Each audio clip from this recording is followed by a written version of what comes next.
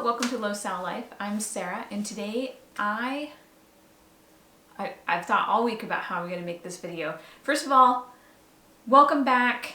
I am starting hibernation, which I do every year. So basically between November and February, I stay home and I work on projects. I work on research, I make videos, I think about life, I recharge. I'm introverted, I need that time, and the winter is a perfect time to just kind of escape things. And so I've been thinking a lot about getting up and going with some more low-sal videos, and thank you to all the new subscribers. So I was planning on maybe in another week or two starting up videos. I've been working on researching content for those, and this one here is going to get bumped in front of all of that other planning, and the reason why is because I was notified this week that something very drastic is happening and I don't know how to cope or handle it. And so my question to you is if you would be willing to help me in our low-sal research journey, and if you can help us out. So what I was notified about this week is that my subscription through my work, through my university, is actually being canceled, and that is to the Elsevier journals. So any research that you guys haven't been able to download or view or read because it's behind a paywall for research, I have had access to it free because of my association with the university. As of January 1, I will no longer have that because the university has decided not to renew their $2.6 million contract with this publishing company. And so that means that I will no longer have access to 2,800 journals. That's not articles, journals, just the magazines like Science or Nature or any of those publications I won't have access to any longer. So this is a service that I've been a part of, fortunately, since probably about 2008. I've had access to it, and it's, I kind of feel like there's a little bit of grief associated with this week, because anytime I've been like, I don't know, do beans have salicylates? Like, I can look that up, and then I can find behind a paywall the answer for all of us to finally get information on, because nobody else is doing this. So I have felt very fortunate to have access to this. It's been part of my, one of the major perks for my reason I'm at my work, and I just use it all the time, and we use it all the time, and trying to uncover some of these answers, like does fermentation increase or decrease salicylate levels in foods? I will tell you,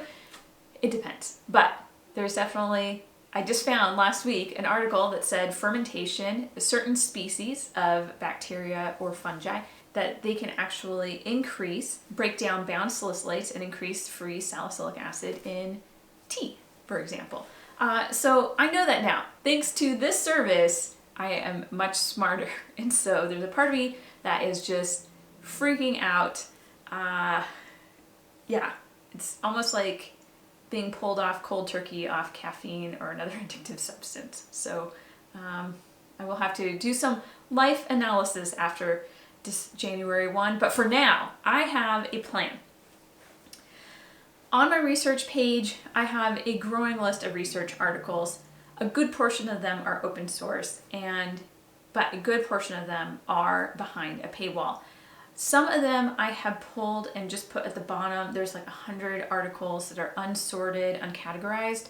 I haven't gone through those, but for the other articles I have read and dropped in a review about them, or like what are some strengths. Other items behind paywalls I've done videos on, or I plan to do videos on.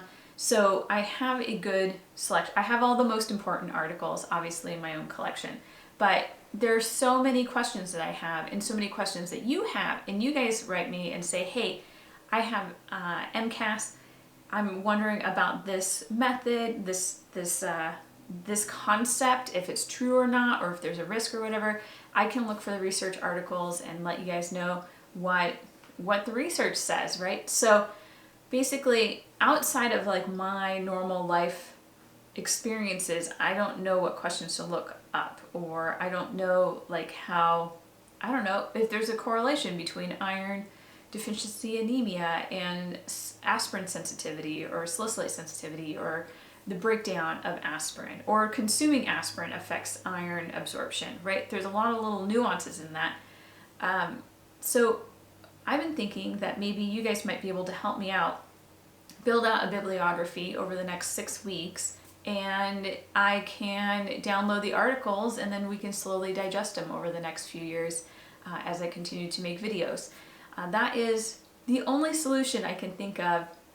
I was joking around with my husband. I was like, order me a gaming chair and like, I don't know, I don't drink Mountain Dew, but you know, basically full supply of caffeine pills, and I'll see you in January, because there's just so many questions I have, and knowing that those items are no longer going to be available to me, like, makes me feel like I've just been, like the air's gotten knocked out of me is how I feel. As I tried to catch my breath, these are my thoughts. So I want to be clear that when I say we're going to do research, we're not going to do original research, right? We're not going to run experiments or anything and write that type of thing, right? So what we're going to do is basically research review, where we're looking for those research articles related to the topics we're interested in. I am very interested in how the items we're looking up obviously supports our agenda that yes, aspirin can ruin our lives, right? That's basically what we're trying to support. But I am also a big fan of also studying how aspirin benefits the body, and how, you know, it reduces colon cancer if you eat a high salicylate diet, and how, you know, it can improve skin quality or decrease acne if used, or skin stuff, right? Like, how many of us have dandruff that we're just trying to find something without salicylates in it to help control? There's a lot of good from that. But those studies that show how good aspirin is also shows other things that we don't understand about, like how aspirin's broken down in the body, and how, you know, there's certain genetics that, you know, can help us understand better the full aspirin picture. So I am looking very broadly at the research articles that we could do and look up. Okay, so I believe that I'm not going to look it up. I don't think it's that important, but I believe that the federal government a long time, I know that this is true for NSF, National Science Foundation, but most federal grants that are funded with federal dollars, those are supposed to be open sourced research now, and that's where like PubMed comes into the picture. So as far as any U.S. research that's federally funded, those are not at risk from us. Like those are available to anybody in the world, fortunately. So that's good. So those will remain open source. The items that end up being limited and usually behind a paywall are anything that's private research. And even those are kind of so-so, because like those might be pharmaceutical research, you know, stuff like that. So sometimes they're not very impartial. Then any articles that are really like before, I feel like articles that were published before like 1998 or 2000, before the idea of open source scholarship came into view, those articles are almost impossible for me to find without being behind this paywall. So the last video I did like way back in April or May about birches having salicylates in their pollen, I would not have been able to find that information and report out on it if it were not for an article behind a paywall. And then any articles that are published from international scholars. Now we know that salicylate sensitivity is basically like non-existent here in the US, so all the other research that's being done is international currently. So that means, I think it was Kezika, some of the Polish articles, those are all behind a paywall. So,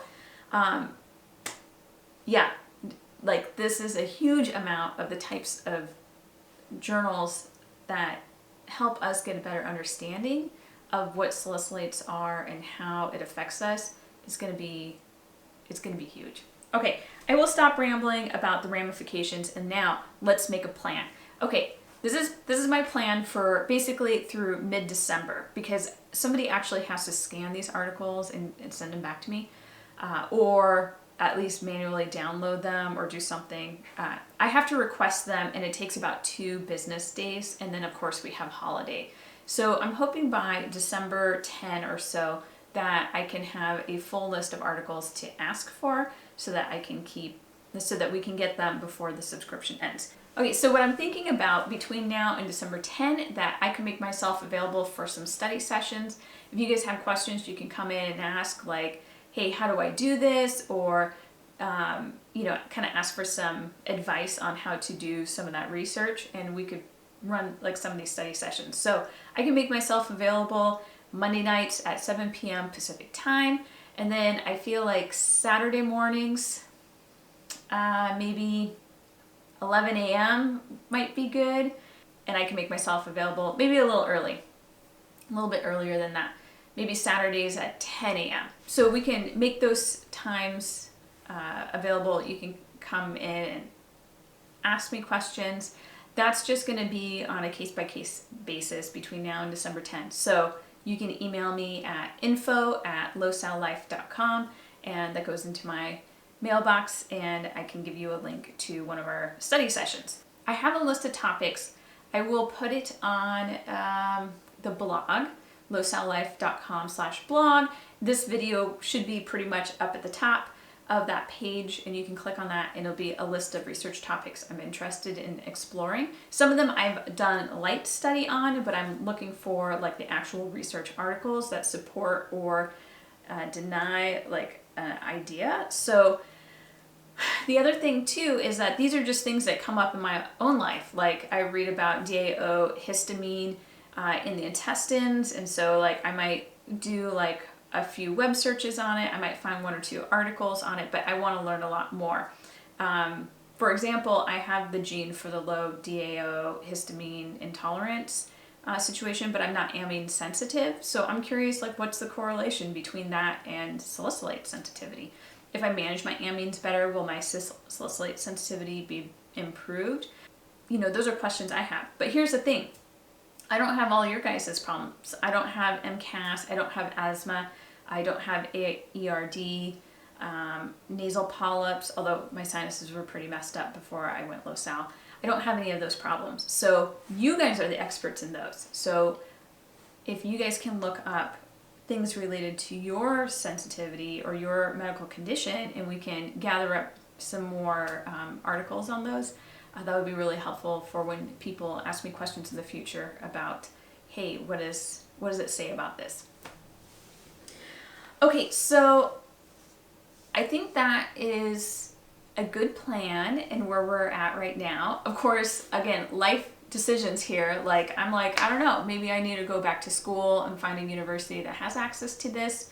I understand why they're doing it. They're basically saying, like, if we want to see change, it's just like organic farming. If we want to see change, we need to stop what we're doing and change and pivot and only support open research, which I 100% support. I don't think this stuff should be tied up.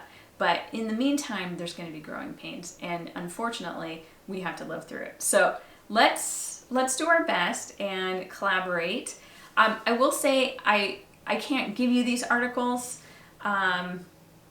but just knowing that there's value inside of those articles, you could always reach out to the author of the paper and they can share it with you. But it's pretty common for you guys to just ask, like, hey, is there any research that supports this? And then I can say yes or no, and maybe send you screenshots or the facts or the findings, or I can do a video on it. So I want to show you real quick just a tool that I use on how I organize my research articles. It's on BibGuru, I believe is what it is. We'll head over to the computer and I'll show you how I organize my research articles and the citations, and then also how you can download your bibliography your list of articles with this program and send it to me, and then I can just easily upload it to my own bibliography. And it's super easy. It's pretty easy for me to see duplicates on there too, and then it'll be really simple for me to organize my stuff.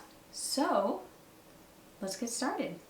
Okay, so the first thing that I would do when I'm doing research on something and I don't know where to start, I start on like a major directory that would pull up a lot of articles. So the one that I normally use is actually hosted by Elsevier, and that one is called sciencedirect.com. I actually don't know if there's a direct link to it. Is there a direct link? Oh, okay, there you go. Yep. So Science Direct. You can certainly look at this without paying. It's when you actually need to look at the actual full PDF of an article. That's when you actually need to pay.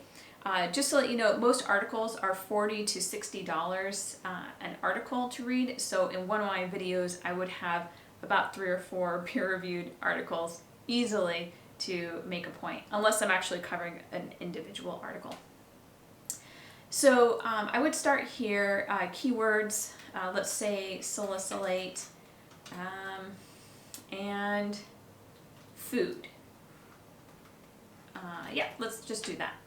Okay, so then you get a list of articles, and you're going to get books and encyclopedias and articles, and it doesn't really matter, but research articles are the most interesting to me because they're original research. The other stuff we'll still have access to normally, and I still have university library access, so I can get book chapters and encyclopedia stuff, scans of different articles that way. But we're talking about original peer-reviewed research articles is what is most interesting and most helpful. So pardon that train, we're going to keep going. So this here, this is a research article. I don't know if I've seen this one here. Naturally Occurring Dietary Salicylates by Sarah Verlinde. Let's check that out on my research page and see if I have it here. Yeah, I've never seen this one. So we would want to click on it and kind of take a peek at it.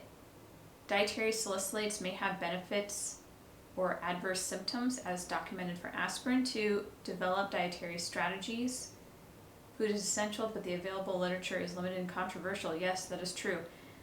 This study to apply and validate a reliable methodology to determine salicylates in food. Okay, that's helpful. Great. All right, and you can see that there is no article, like no actual information on here, so this you have to purchase.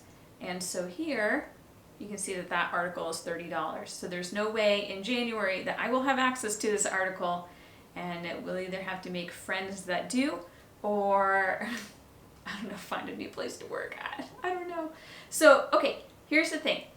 Down here below the article, you can see that this research article is important and has been cited in 21 other journals that have come out. So in the last 2 years, it's come out. Ooh, here's a view PDF. Oh, just joking. Okay. So these are articles. Great, great, great. Okay. Sometimes there's a place that shows like all of their citations. Yeah, so this would be one that would absolutely want to check out. It's nice that they have the table still available, possibly. Show full outline. Okay. So this is one that would be locked up. All right, so that one I would absolutely want to know about. We're going to keep this open. We're going to look at one more. Let's look at PubMed here. Salicylate. Yeah, let's look at in household products. I don't know. I've never looked this one up.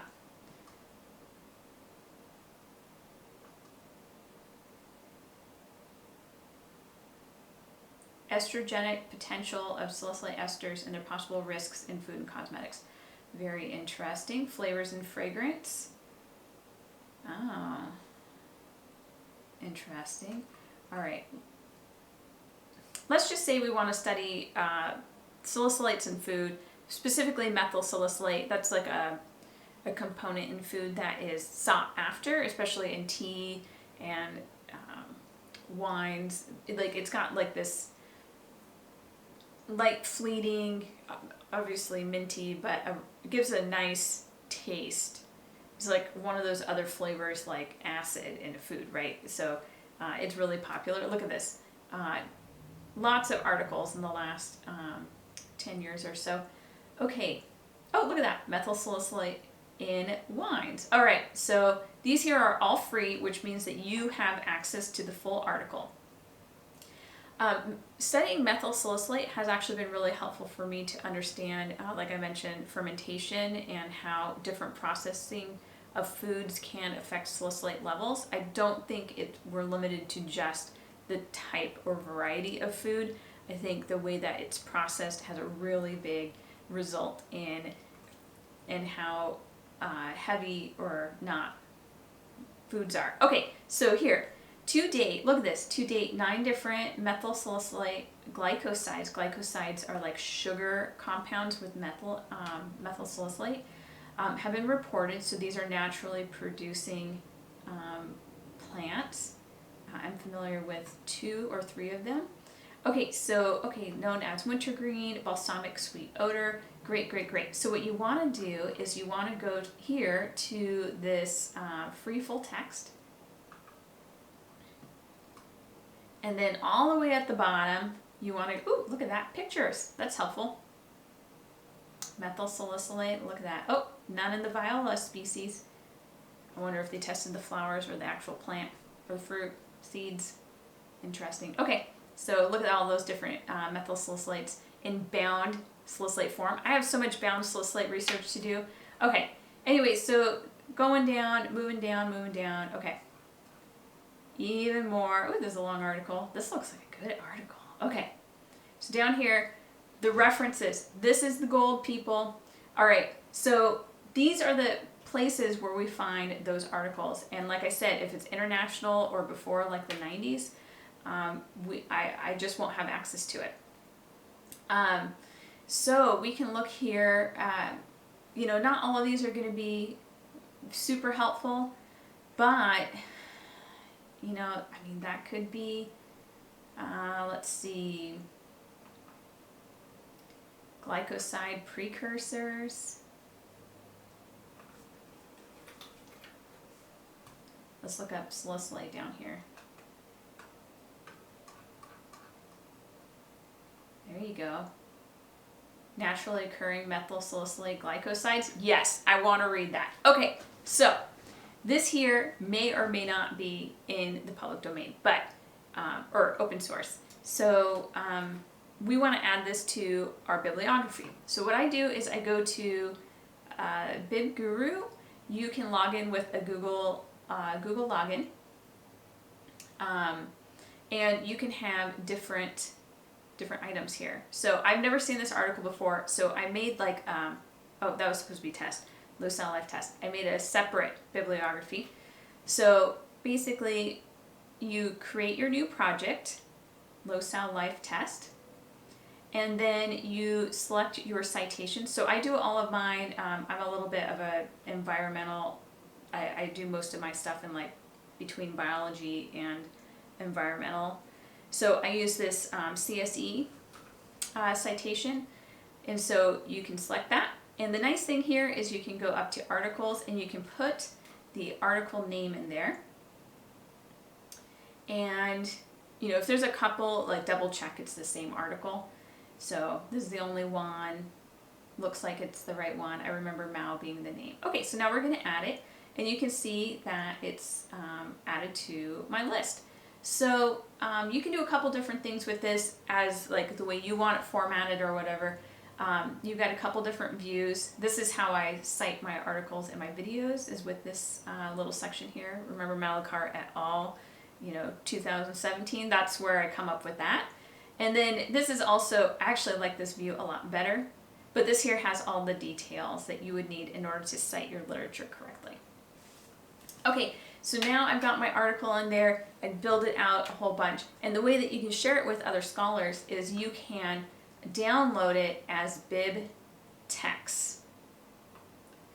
All right, so I'm downloading that. I'm going to show you what that looks like. I have one here from before, when I tested it before. Okay, so low-sal-life, we'll say test, .bib. Okay, and then the way that I can upload it to my list of references in the future, I can just import it. Let's see, upload file, bib. Oh man, I've got so much junk in here. I'm so sorry. Low-sal-life. There you go. Okay, and my reference was imported. So what was the name of that? Okay, apparently it's very limited in the way that it searches, but you can go down here and you can see that I now have MAO, naturally occurring methyl salicylates, in my bibliography. This will allow me to go through and download and put this into my collection before my time ends. All right, thank you guys so much. Again, if you want to participate in this research review sprint with me on salicylate sensitivity research, please email me at info@low-sal-life.com. And I look forward to the next few months of videos. I've got a good plan. Coming out. Again, this article review is going to be my top priority over the next 6 weeks. But I have already filmed a few videos. I'm just editing them. So I'm pretty sure there will be a couple videos coming out in the next few weeks. As always, take care and I'll talk to you later. Bye.